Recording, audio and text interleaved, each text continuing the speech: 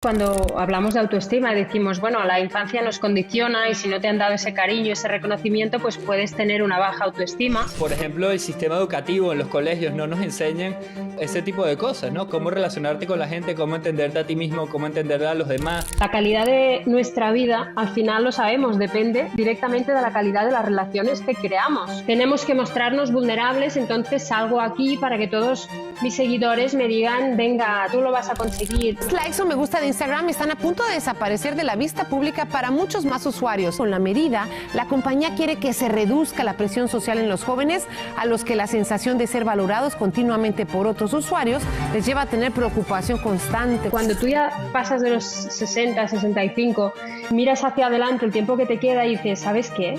¿Qué me importa?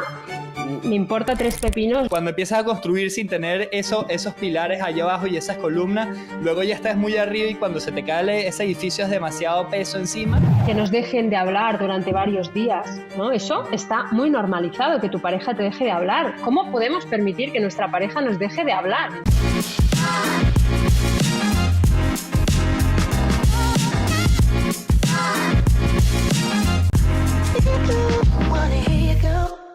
Queríamos arrancar primero con un tema que bastante hablamos y que tenemos en nuestra vida cotidiana, que es el autoestima, ¿no?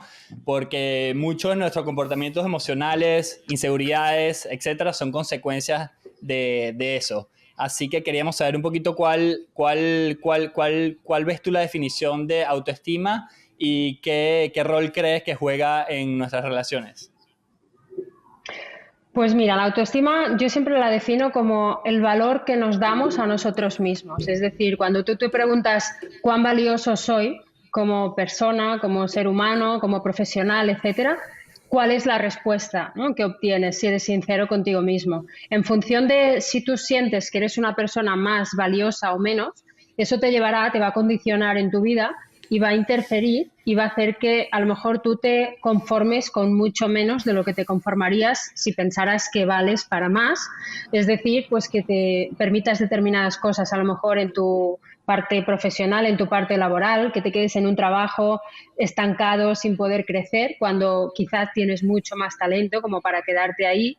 Puede ser que tú te conformes con una pareja con quien no acabas de estar del todo bien, pero por miedo a no encontrar a nadie más, ya que no vales tampoco tanto, esto es lo que sientes, pues prefieres estar ahí resignándote y sin abrirte a encontrar a alguien que realmente encaje. Puede que no pongas límites en tu vida, que seas una persona a la que le cuesta mucho decir que no, que tiene miedo, tiene inseguridad cada vez que tiene que enfrentarse a una etapa de cambio en su vida. Es decir, la autoestima, esa autoimagen, ese autoconcepto que tengamos de nosotros mismos nos va a afectar, por eso es tan importante, a todas y cada una de las etapas y de las áreas de nuestra propia vida. Claro, interesante. Es como una autointerpretación que tienes de ti mismo, ¿no? Es como la historia que te cuentas a ti mismo y que te crees, te terminas creyendo esa misma historia. Exacto.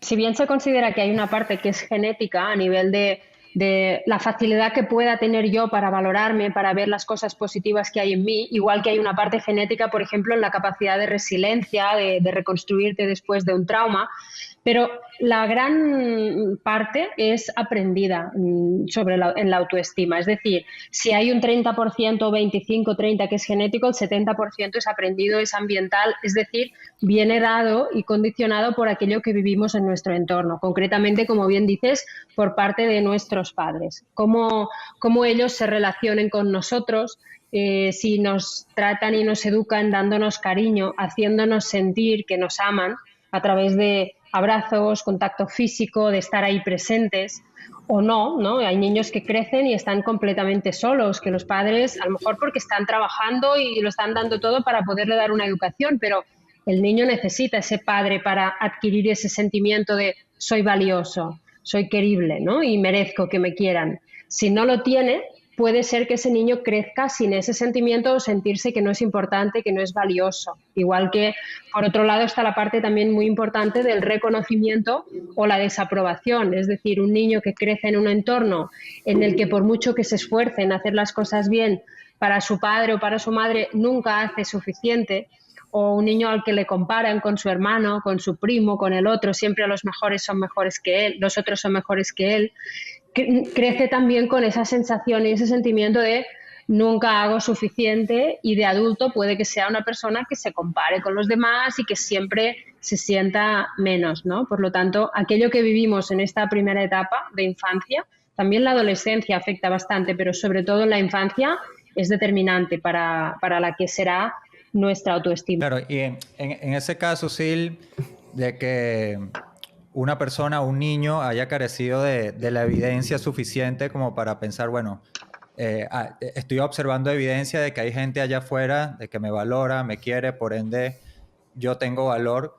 En el caso de una persona que haya pasado por un camino en donde haya carecido de esa evidencia, y no solo en casa, sino también, por ejemplo, como mencionabas en la adolescencia, ¿no? Que a veces es como que llega un punto de nuestra vida en donde empezamos a prestar más atención o a buscar mayor validación de nuestros amigos y de la gente que nos rodea, más allá de nuestros padres, ¿no? En esos casos, dado que la evidencia para soportar esa creencia que uno tiene, que, bueno, justamente por ser animales sociales, es como que ese concepto que creamos está dado justamente por nuestro entorno. ¿Cómo hacemos? ¿Cuáles son las herramientas que se suelen aplicar para que la gente pueda volver a conectar con ese valor que tiene allí, que de pronto no se ve reflejado en sus circunstancias de vida?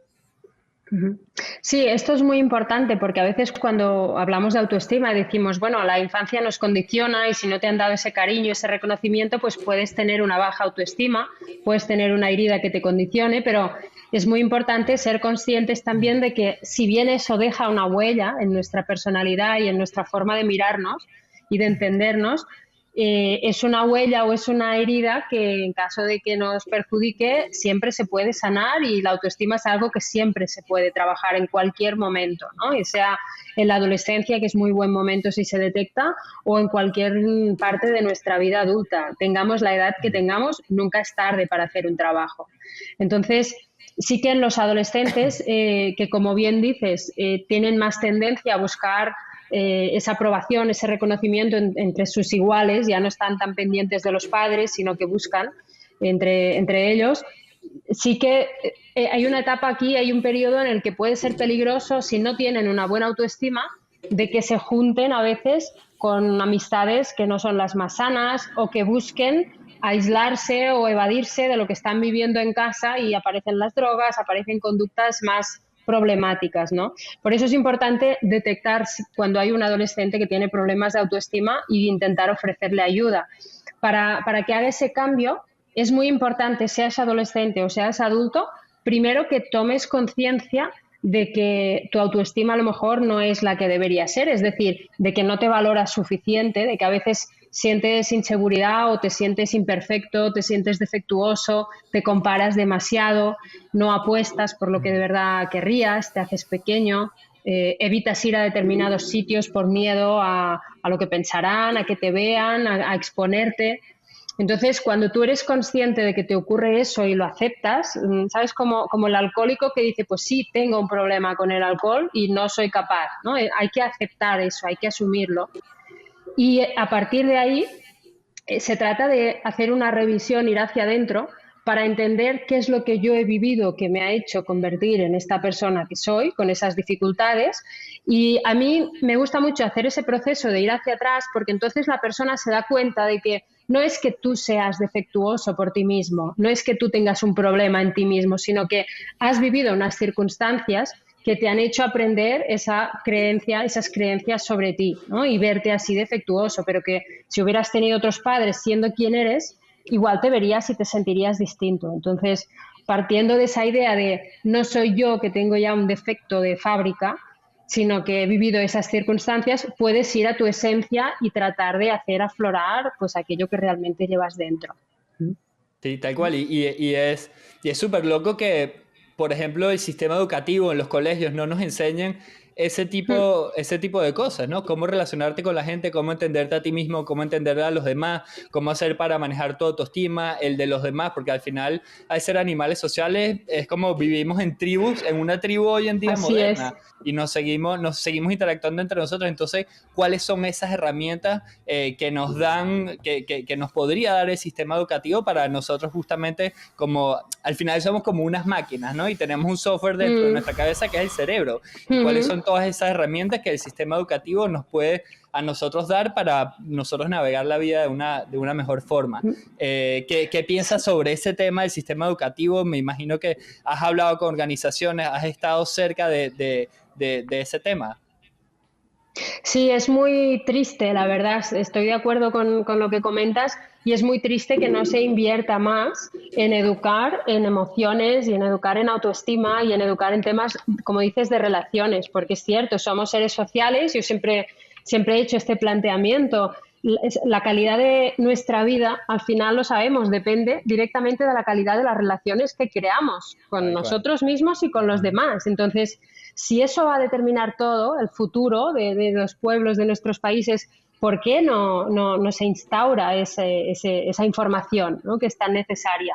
Pero no se hace. Y yo he hecho conferencias en auditorios muy grandes por aquí, por España, con miles de profesores dirigidas a docentes, y lo he dicho y lo he comentado. Hay hoy en día, incluso le he preguntado, ¿hay escuelas en las que y me dicen que no se está trabajando esta parte emocional, y que si hay alguna escuela que a lo mejor hay un director que está sensibilizado con estos temas, igual ahí pues les ponen 1 hora a la semana de algo de tema emocional, pero ya, lo otro, memorizar información y nombres y fechas, cuando a golpe de clic hoy en día lo tenemos todo, ¿no? Y lo importante nos enseña.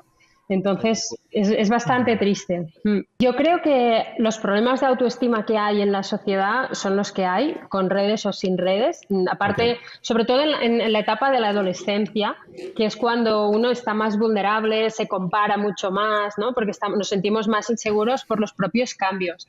Entonces, son el grupo que más nos preocupa a los profesionales, la parte de los adolescentes sobre todo, porque desde esa inseguridad, sí, todos sabemos qué es lo que ocurre en las redes. Uno no tiende a mostrar lo que le va mal, a mostrar una vida de pobreza, no, al contrario, ¿no? Todos los que se muestran ahí viven con grandes lujos, tienen parejas perfectas, tienen cuerpos 10.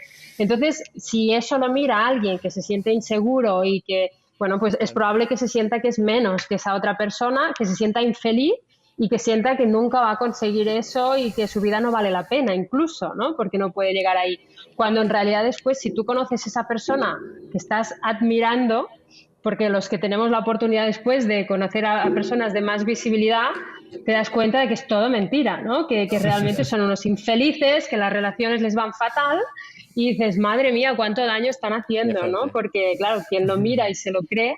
Entonces también creo que hay que hacer una labor hacia los adolescentes para que sean conscientes de cómo funciona eso y de que la realidad a veces es distinta, ¿no?, a la que se muestra ahí.